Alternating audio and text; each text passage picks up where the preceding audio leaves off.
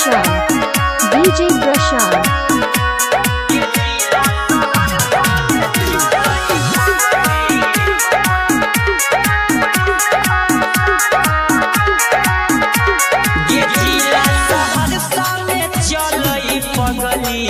हमारे शासन गे जान पुलिस पर शासन गे ये जिला सहरसा में चलई पगली हमारे शासन गे जान पुलिस पर शासन गे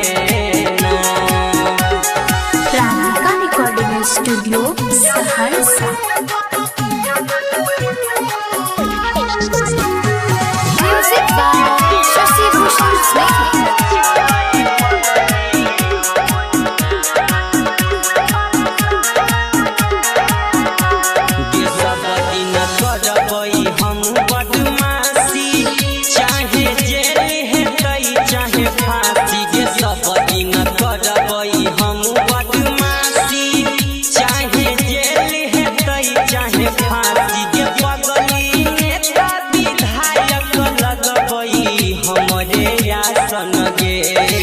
जान पुलिस पर शासन गे ये जिला सहरसा में चलई पगली हमारे शासन गे जान पुलिस पर शासन गे डीजे प्रशांत बाबू और कहीं स्टूडियो सहरसा।